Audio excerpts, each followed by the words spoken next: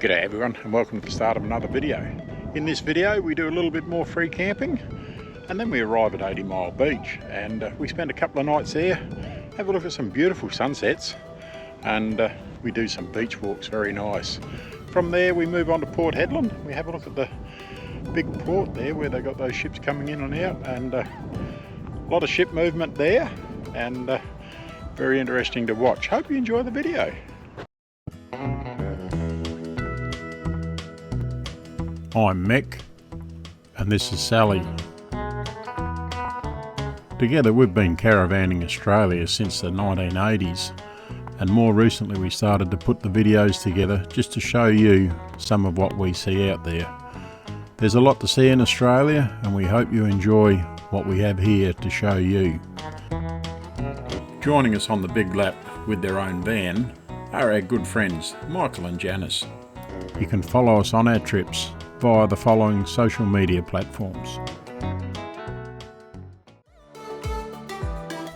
We start this video off by leaving the Roebuck Roadhouse Caravan Park, and we make our way down to a free camp called Stanley Rest Area.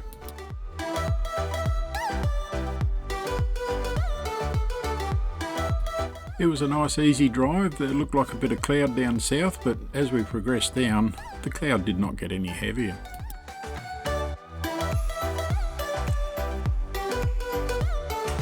It was late morning when we arrived at the Stanley Rest Area, and at that point in time of the day, there were already some campers set up there.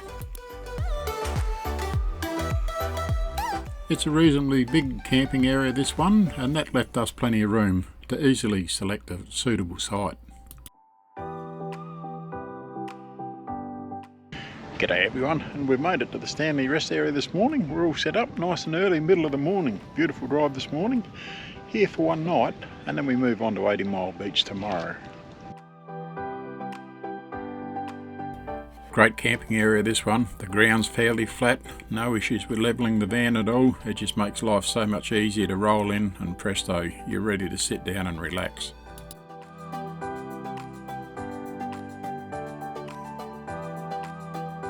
Like most of the good free camping locations that we've been into so far on this trip, early morning or mid-morning, it's easy to get a location to pull up and camp in, but once comes lunchtime, from then on, it's pretty much packed out. As we look at the camping ground from the drone, this is early in the afternoon, so give it a few more hours, and it was basically standing room only.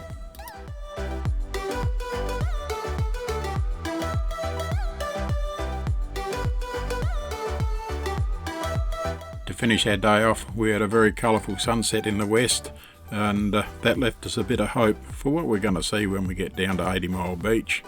The following morning we had a beautiful sunrise as well.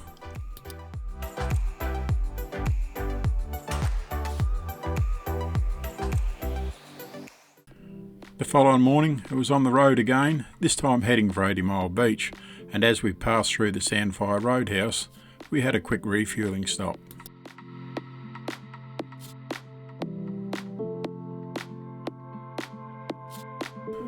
The main highway now seems to be getting busier and busier with caravans as we got further down south. Sally had mentioned that she'd heard and read that sometimes there's quite a lineup to get fuel here at the Sandfire Roadhouse, and on this particular day that we pulled in, that's exactly what we were faced with.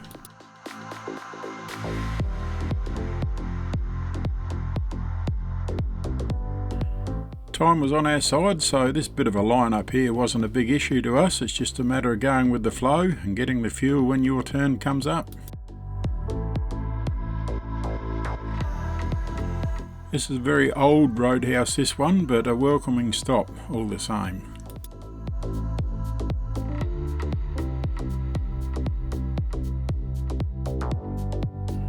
After a quick bite to eat at the roadhouse, we were back on the road again, and before we knew it, we were doing that right-hand turn that was going to take us down to the 80 Mile Beach.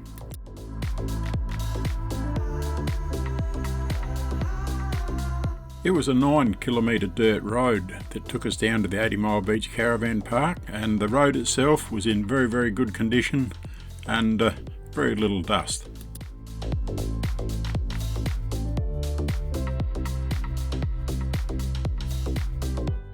G'day everyone, and we've arrived here at 80 Mile Beach Caravan Park. We're here for 2 nights, and whilst we're here we'll do some beach walks and see if we can capture some of these beautiful sunsets that we've been told about.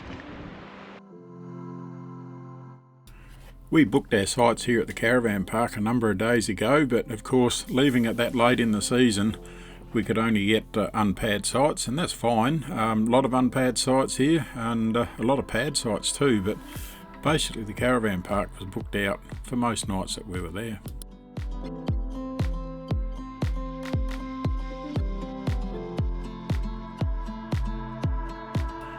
The Caravan Park is in our ideal location right alongside the beach, and it has got a small shop at the check-in area, and that does offer the smaller items that you may have left behind or forgot to get before you come down to the Caravan Park for your stay.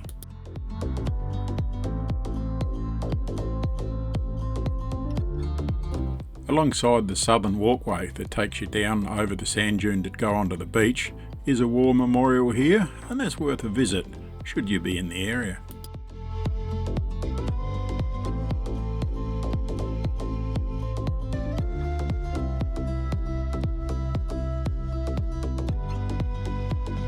The Caravan Park has 2 walkways that will take you down to the beach, and at the top of both walkways you've got seats, and that would be great to sit up there and view all the lovely sunsets that the area is renowned for.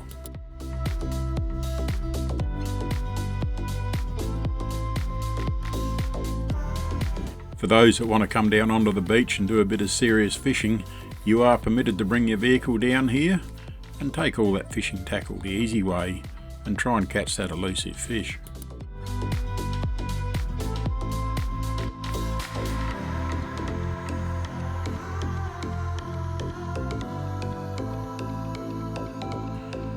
We took several walks along the beach here. It's so relaxing and pleasing to be able to walk in the water. The water wasn't cold, and we kept our eyes open for stingers. I'm not even sure whether stingers were in the area at this time of the year. That I don't know, but it was very pleasant.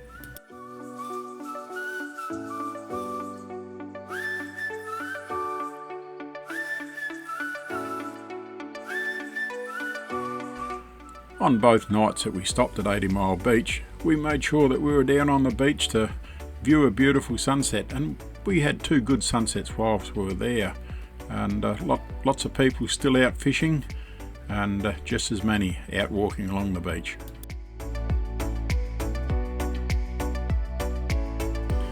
Just when you think the sunset's about done, you come up over the sand dune and turn around and look over your shoulder, and you get a view like this one.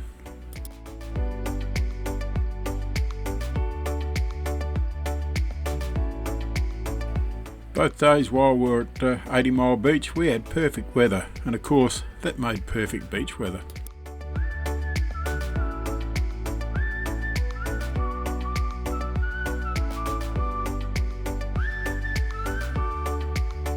During our time at the 80 Mile Beach, it was amazing the number of vehicles that were driving on the beach, just going up and down, having a look. I don't know what their reason was, but we thought, well, why not do the same? So we went up over the sand dune and down onto the beach and went for a bit of a drive in each direction before returning back to the Caravan Park.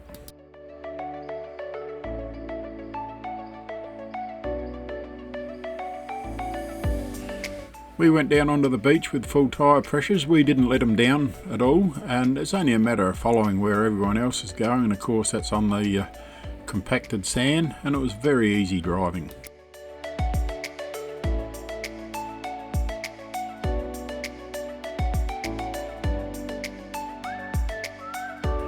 It was reasonably early on our second day when we went down onto the beach with the vehicles. Not too many other cars around, so no one to contend with, and that made it very easy to choose what part of the beach we wanted to drive on.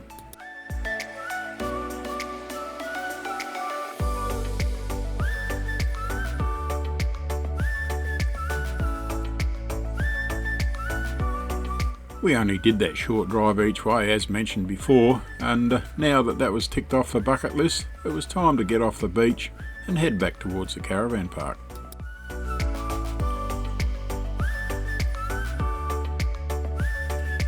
There are markets held at the 80 Mile Beach Caravan Park, and during the quieter time of the year I believe it's twice a week, and during peak season it can be as many as 3 times per week. Any donations received during the market period is donated to the Royal Flying Doctors.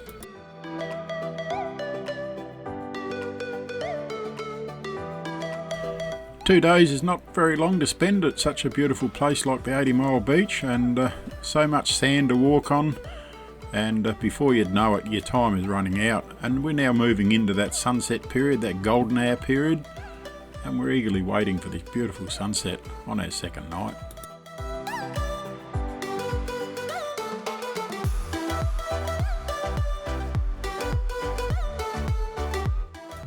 To be honest, I was hoping for a bit of cloud in the sky during one of our sunsets here at the 80 Mile Beach, and that might have made a little bit of a different picture to look at, but we were quite pleased with what we did see whilst we were here.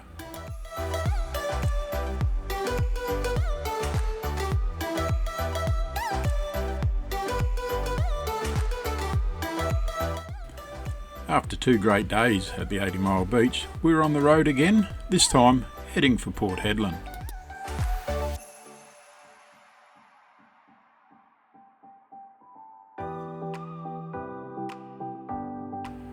Once we'd reached the Pardue Roadhouse, we thought we'd pull in and just stretch the legs and have a look at the roadhouse itself, because back in 2023, it was April 2023, there was a Category 5 cyclone that had winds exceeding 250 kilometres an hour that pretty much flattened the entire roadhouse.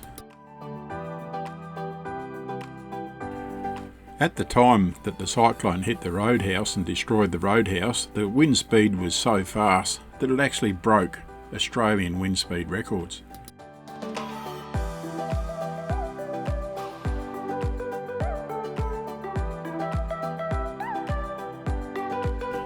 It was time to get back on the road and continue our way down towards Port Hedland.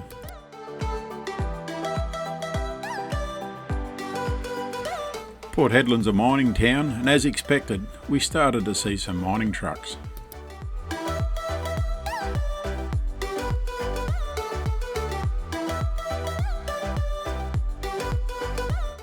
G'day everyone, and we've set ourselves up here in Port Hedland. It's in the Port Hedland Turf Club. Only here for one night, and then we'll be moving on tomorrow, making our way down to Caravan. This is a free camping ground to use. There are some rules that you must abide by, but it does fill up very fast, and come evening there was no more room for anyone to come in.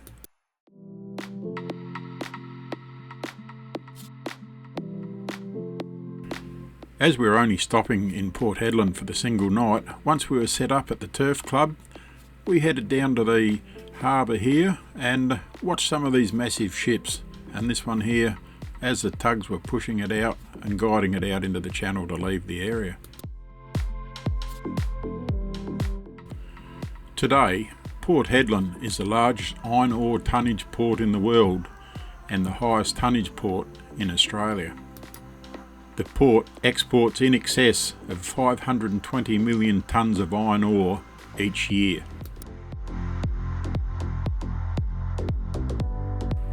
From the Port Hedland harbour, we made our way down to the new Spoilbank Marina, and that was completed and opened to the public in November of 2024.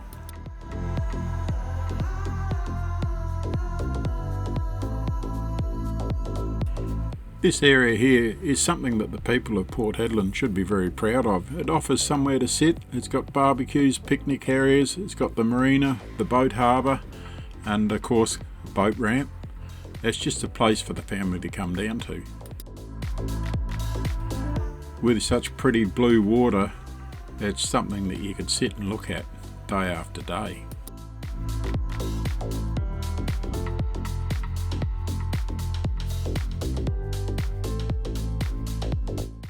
Well, this brings us to the end of another video, and in that next video that we do, we'll be at Caravan, so can't wait for that one.